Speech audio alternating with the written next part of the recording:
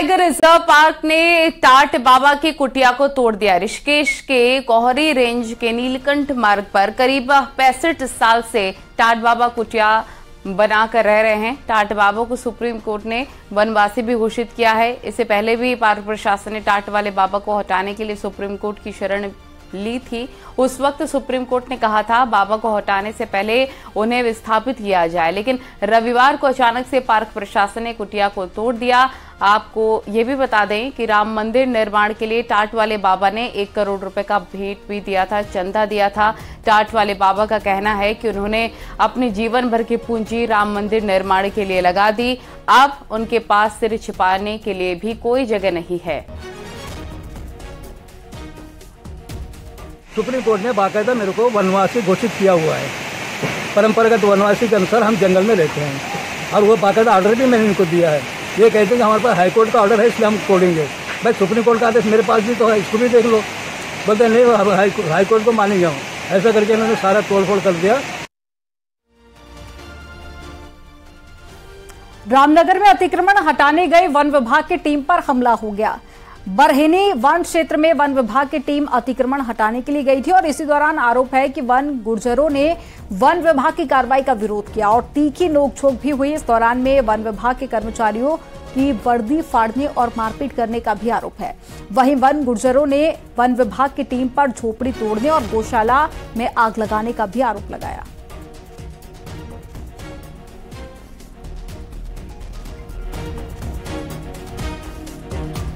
रामनगर में अतिक्रमण के खिलाफ प्रशासन एक्शन ले रहा है, जिससे लोगों में खासा नाराजगी है। यहां पर वन विभाग ने 37 अतिक्रमणकारियों को नोटिस जारी किए हैं, जबकि पूछड़ी गांव में 110 लोगों को नोटिस जारी किए गए हैं। उधर लोगों का आरोप है कि वन विभाग ने लीज होल्डर्स को भी नोटिस जारी कर दिए हैं। हालांकि उनकी लीज समाप्त हो गई है, लेकिन लीज होल्डर्स लीज बढ़ाने का दबाव विभाग पर डालते रहे हैं, जबकि विभाग लीज बढ़ाने को राजी नहीं।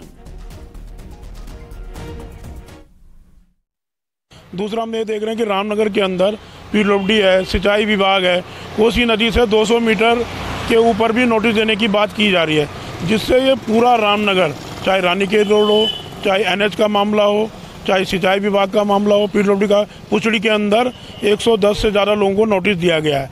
तो जो लोग 30-40 साल से रह रहे हैं तो उनको बेघर करने की कोशिश की जा रही है। यह है, ये हमको तोड़ने का नोटिस नहीं दे सकते और शॉर्ट समय नहीं दे सकते। ये हमको समय दे सकते हैं और हमारी सुनवाई करने के लिए हमको समय दें। अपने उसमें इतने अल्प समय में किसी भी प्रकार के तोड़फोड़ ये नहीं कर सकते।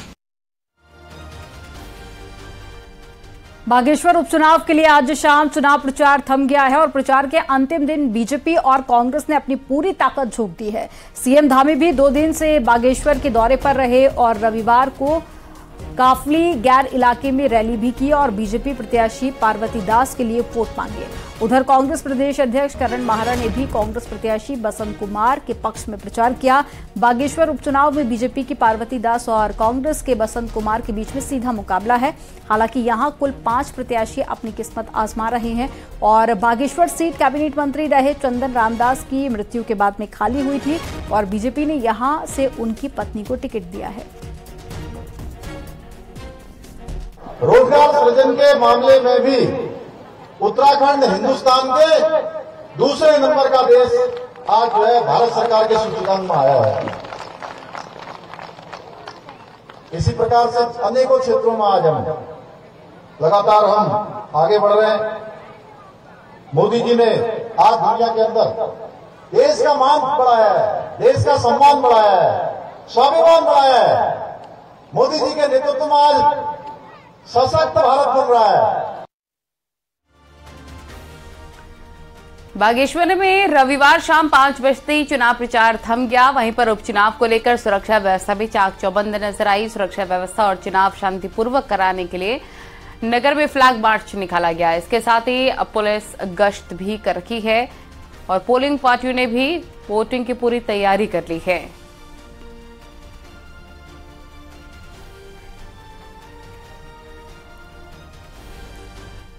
बागेश्वर विधानसभा उपचुनाव में होने वाले मतदान के लिए प्रशासन ने सभी तैयारियां पूरी कर ली हैं। अब पोलिंग पार्टियां मतदान केंद्रों पर जाने की तैयारी में जुट गई हैं। मतदान शुरू होने के लिए अब सिर्फ 2 दिन का समय बचा है और प्रशासन ने लोगों से अधिक मतदान कराने की अपील की है।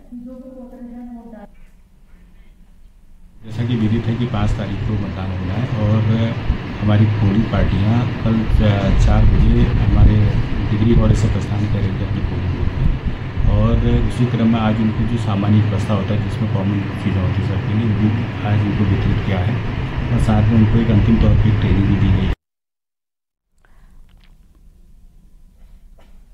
वहीं चुनाव प्रचार के दौरान सीएम पुष्कर सिंह धामी के प्रति युवाओं में काफी ज्यादा क्रेज देखने को मिला। सीएम धामी के हाथ मिलाने के लिए युवाओं ने उत्साह दिखाया है, तो वहीं पर कई युवाओं से सीएम धामी के साथ सेल्फी लेते हुए भी कई युवा नजर आए हैं। उस दौरान तस्वीरें देख सकते हैं आप, जहां पर युवाओं में होड़ मच गई सीएम पुष्कर सिंह धामी के साथ सेल्फी लेने की।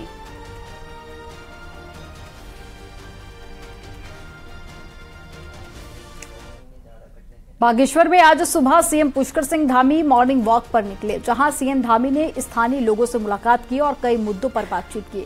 वहीं सीएम धामी को अपने बीच पाकर लोग काफी ज्यादा उत्साहित दिखे।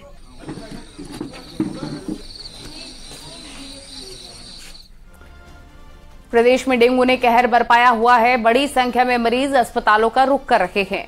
स्वास्थ्य विभाग की आधी अधूरी तैयारियों के कारण मरीजों को दर दर भटकने को मजबूर होना पड़ रहा है। एक रिपोर्ट आपको दिखाते हैं। प्रदेश में डेंगू मरीजों का आंकड़ा 750 के पार पहुंच गया है, तो वहीं स्वास्थ्य विभाग की आधी अधूरी तैयारियों का खामियाजा डेंगू मरीजों को भुगतना पड़ रहा है। साथ ही बेड की सहूलियत ज्यादातर मरीजों को नहीं मिल पा रही है।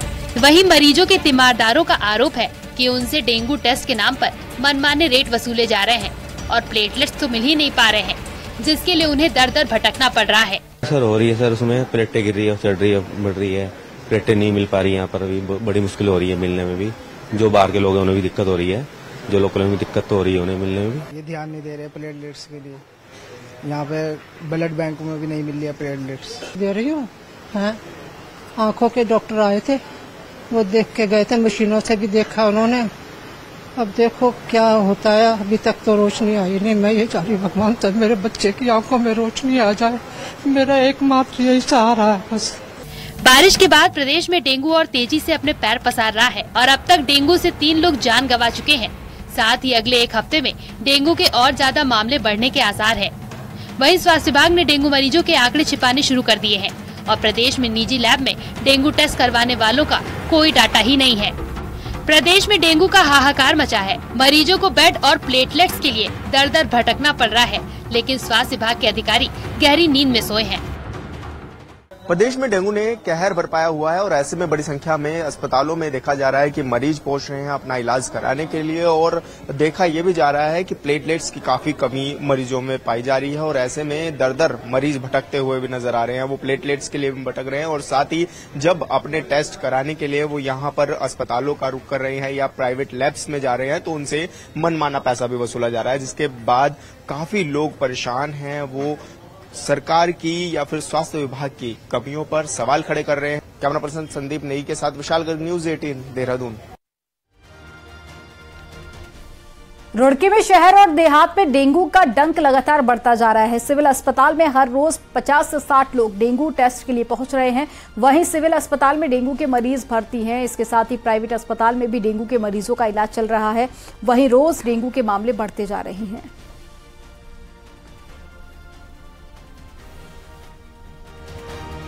ऐसा तो नहीं है, हाँ, लेकिन जिनकी भी प्लेटलेट 70 नीचे जा रही है उन्हीं को हम लोग भर्ती कर रहे हैं और अभी बहुत कोई गंभीर व्यक्ति कोई भर्ती नहीं है।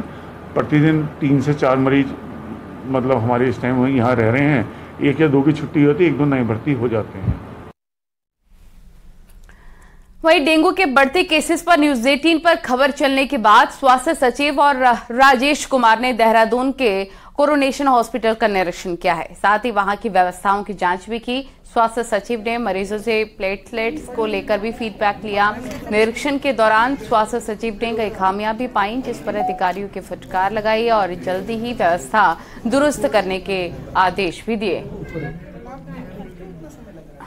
लेकिन हम लोग रेगुलरली सिचुएशन जो है मॉनिटर कर रहे हैं। हमारे समस्त अधिकारी फील्ड में हैं और जहां कहीं भी जो है कंप्लेंट्स आ रहे हैं हमारे द्वारा जो है कार्रवाई की जा रही है। नॉट ओनली गवर्नमेंट हॉस्पिटल्स बल्कि प्राइवेट हॉस्पिटल्स का भी निरीक्षण किया जा रहा है और ये इंश्योर हम लोग कर रहे हैं कि किसी प्रकार का भी ओवर चार्जिंग ना हो। देश के कई राज्यों में इस समय डेंगू पसरा हुआ है और देहरादून समेत राज्य के कई जिलों में भी डेंगू लगातार बढ़ता जा रहा है। लेकिन इसी बीच बकरी के दूध की भी अचानक से डिमांड बढ़ गई है। ये पूरा मामला क्या है, एक रिपोर्ट में आपको समझाते हैं।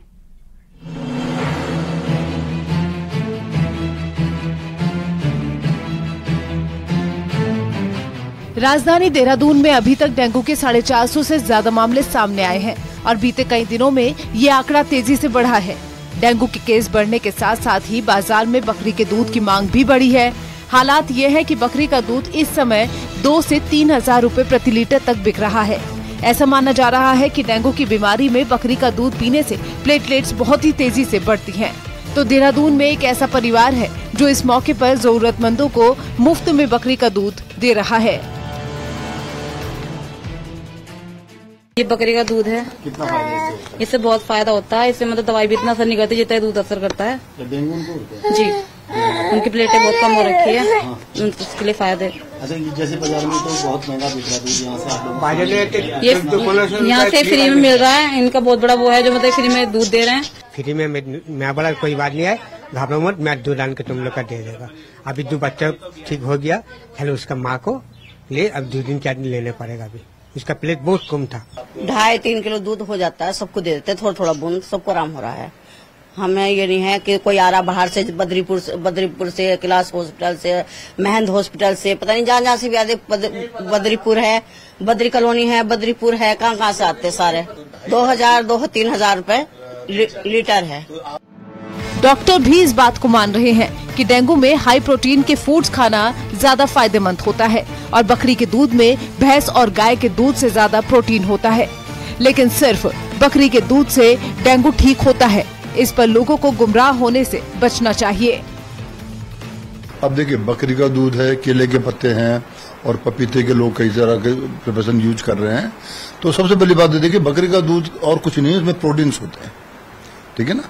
तो थोड़ा प्रोटीन जैसे गाय से ज्यादा होता है भैंस से ज्यादा होता है बकरी में। इसके अलावा इसका कोई फायदा नहीं है, तो बकरी के दूध पे आप गुमराह होने की जरूरत नहीं। अब बकरी के दूध से डेंगू ठीक होता है या फिर नहीं, ये अलग बात है। लेकिन इस मौके पर भी कुछ लोग पैसा कमाने में जुटे हैं, तो कुछ लोग इसे धर्मार्थ काम मानकर मुफ्त में बांट रहे हैं। देहरादून से न्यूज़ 18 के लिए सत्येंद्र बर्थवाल की रिपोर्ट। केदारनाथ धाम के पीछे एक बार फिर से ग्लेशियर टूट गया है। सुमेरु पर्वत से भारी मात्रा में टूटकर ग्लेशियर आया है। सुमेरु पर्वत से टूटकर ग्लेशियर इतनी तेजी से नीचे आया कि चारों ओर सफेद धुआं छा गया। इस साल ये चौथी बार हुआ है जब सुमेरु पर्वत से ग्लेशियर टूटकर गिरा है।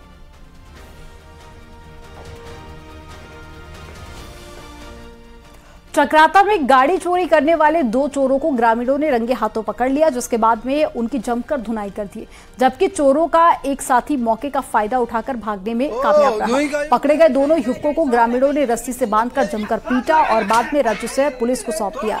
बताया जा रहा है कि सहिया के मसराड़ गांव में चोर गाड़ी चुराने की कोशिश कर रहे थे।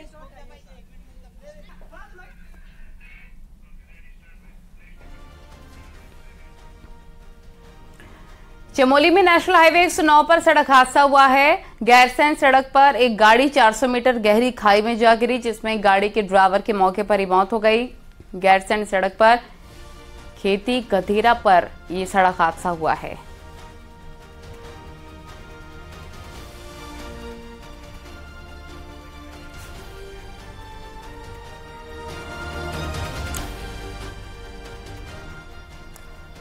विस्तार से आगे आपको उत्तराखंड की खबरें दिखाएंगे, लेकिन उससे पहले एक नजर डालते हैं पहाड़ से जुड़ी हुई 10 बड़ी खबरों का फटाफट अंदाज में।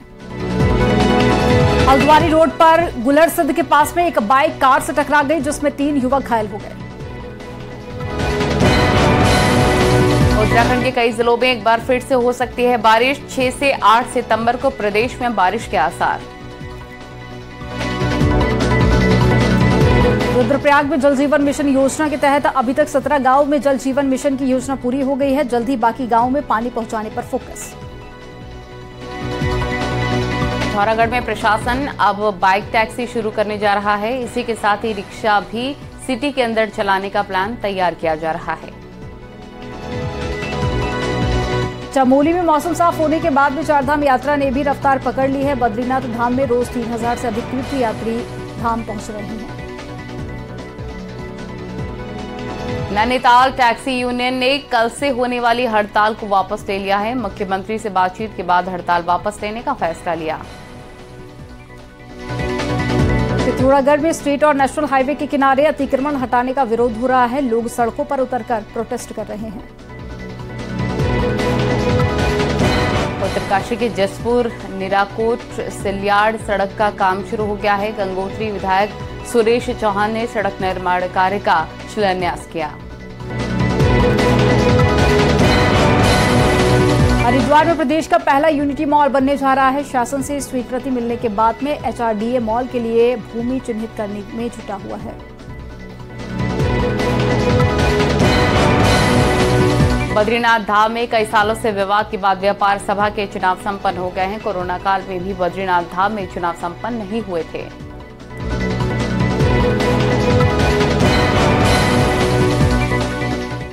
उत्तराखंड के जंगलों और इंसानी बस्तियों के इर्द गिर्द 80 से ज्यादा ऐसे गुलदार घूम रहे हैं जिन्हें खतरनाक घोषित किया जा चुका है और ये अभी भी वन विभाग की पकड़ से काफी दूर हैं, जो कभी भी इंसानों के लिए खतरा बन सकते हैं। एक रिपोर्ट आपको दिखाते हैं।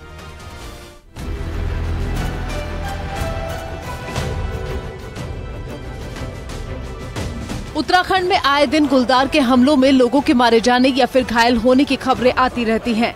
कई बार तो कई दिनों तक स्कूलों को बंद करने की नौबत तक आ जाती है। इसके लिए वन विभाग खतरा बने इन गुलदारों को पकड़ने या फिर मारने का भी आदेश दे देता है, लेकिन ऐसा कम ही होता है कि ये पकड़े जाएं या फिर मारे जाएं। आपको ये जानकर हैरानी होगी कि 80 से ज्यादा खतरनाक गुलदार घूम रहे हैं जो इंसानों के लिए खतरा बने हैं या फिर जिनके मुंह में इंसानों का खून लग चुका है। पिछले 16 सालों में आदमखोर घोषित किए गए 109 गुलदारों को पकड़ने या फिर मारने के आदेश हुए हैं, लेकिन इनमें से मात्र 27 गुलदारों को ही मारा या फिर पकड़ा जा सका है। पिछले 2 सालों में 30 गुलदार आदमखोर घोषित किए गए हैं, लेकिन इनमें से 15 गुलदार ही पकड़े या मारे जा सके हैं।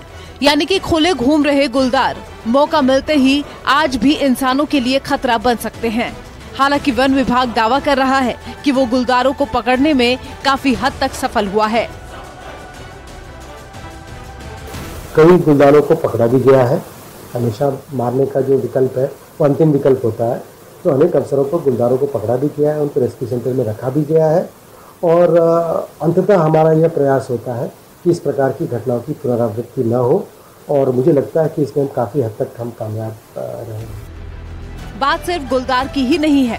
आदमखोर बन चुके बाघ और भालू भी वन विभाग की पकड़ से दूर हैं। बीते सालों में 5 बाघ और 4 भालू इंसानों के लिए खतरनाक घोषित किए गए हैं, जिसमें से एक बाघ को मारा भी जा सका है।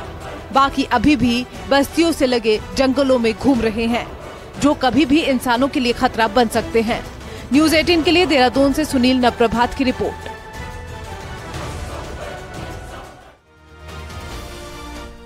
नशाखोरी की दलदल में फंसते युवाओं को नशा मुक्ति केंद्र में डाल दिया जाता है ताकि वो नशे की लत को छोड़ सकें, लेकिन पिछले कुछ वक्त से देहरादून के नशा मुक्ति केंद्र से आत्महत्या और भाग जाने के मामले सामने आए हैं, जिसको देखते हुए राज्य सरकार ने नशा मुक्ति केंद्रों के लिए नए नियम लागू कर दिए हैं और स्वास्थ्य सचिव ने 3 महीने के अंदर सभी नशा मुक्ति केंद्रों को अपना रजिस्ट्रेशन कराने का अल्टीमेटम भी जारी कर दिया है। ऐसा न करने पर इन केंद्रों पर कड़ी कार्रवाई की बात भी कही गई है।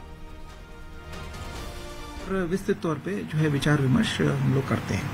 इस बार खास बात यह है कि जो मेंटल हेल्थ एक्ट है उसमें rights of mentally ill patients and the roles and responsibilities of जो मेंटल हेल्थ जो नशा मुक्ति केंद्र हैं उनके मिनिमम स्टैंडर्ड्स भी प्रख्यापित किए गए हैं।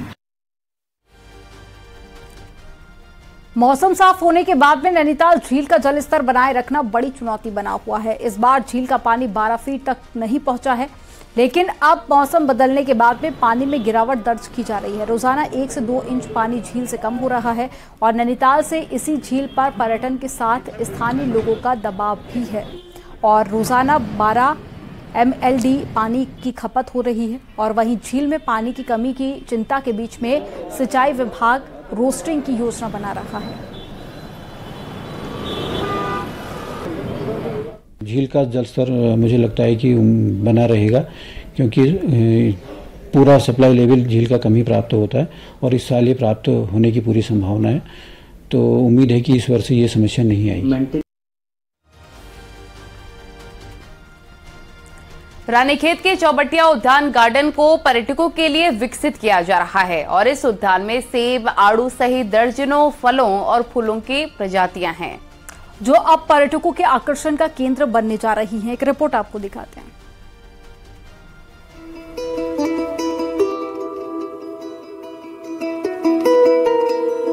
पहाड़ की अर्थव्यवस्था और रोजगार पर्यटन पर ही निर्भर है। राज्य की सरकार और कई एजेंसियां नए नए पर्यटन स्थल को विकसित कर रही हैं।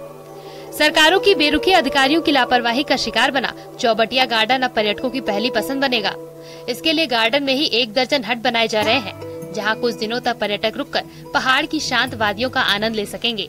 जो टूरिस्ट है वो प्रकृति का आनंद लेना चाहता है और इसका प्राकृतिक सौंदर्य इस गार्डन का अपने आप में अलग है। पूरा हिमालय यहाँ से दिखाई दिखता है। यहाँ पर टूरिस्टों के लिए 8 हट प्रस्तावित हैं। हमारी कोशिश होगी कि शीघ्र उन 8 हटों को बनाया जाए ताकि आए टूरिस्ट यहाँ ठहरे भी। और कुछ सेना की वजह से टूरिस्टों को आने में यहाँ पर दिक्कत कभी कभी होती है। एक वैकल्पिक मार्ग की बात यहाँ के स्थानीय लोगों की वजह से सुझाई। स्थानीय लोगों और व्यापारियों को उम्मीद है कि गार्डन में पर्यटकों के आने से उनकी आजीविका बढ़ेगी।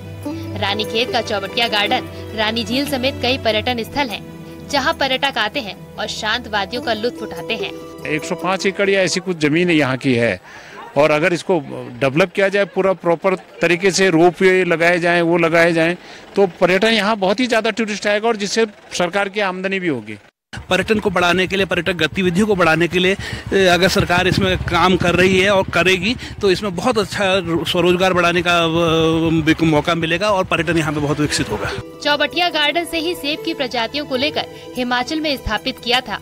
आज हिमाचल सेब के लिए प्रसिद्ध है, लेकिन चौबटिया के सेब गार्डन को शोध के साथ ही पर्यटकों के लिए भी विकसित किया जा रहा है, जिससे गार्डन की आय बढ़ेगी और अधिकारियों की फौज को लाभ मिलेगा। न्यूज़ 18 के लिए अल्मोड़ा से किशन जोशी की रिपोर्ट। नेहरू पर्वतारोहण संस्थान उत्तरकाशी में देश के अलग अलग राज्यों से 24 एनसीसी कैडेट्स माउंट थेलू चोटी को आरोहण करने पहुंचे हैं। पूरे देश के अलग अलग राज्यों से 17 लाख एनसीसी कैडेट्स में से सिर्फ 24 एनसीसी कैडेट्स का चयन हुआ है। ये सभी एनसीसी कैडेट्स कोर्स क्वालिफाइड हैं और उत्तरकाशी में माउंट थेलू के आरोहण से पूर्व इन सभी एनसीसी कैडेट्स ने 7 दिन का एक अभ्यास कोर्स किया है। का काफ़ी समय के बाद एक्सपीडिशन हो रहा है, बिकॉज कोरोना की वजह से काफ़ी 3-4 साल एक्सपीडिशन नहीं गए। तो एक हमारे एनसीसी का 2025 में एक एवरेस्ट एक्सपीडिशन है, उसकी तैयारियां चल रही हैं। तो उसी सीरीज में हमने इससे पहले एक ये मनाली में हिमाचल प्रदेश में माउंट यूनम पीक को फतह किया और उसी सीरीज में सेकंड पीक अभी माउंट थेलू चढ़ने जा रहे हैं। हमने रिवर को पार करना सिखाया, फिर उसके बाद झूमरिंग, उसके बाद rock climbing, rappelling, aid climbing, ये सब चीजें हमें सिखाई गई हैं जो कि एनसीसी ने ही सिखाई है। इससे पहले हमने कभी नहीं सीखी है और उत्तराखंड में मैक्सिमम कैडेट हमारे साथ उत्तराखंड के ही हैं।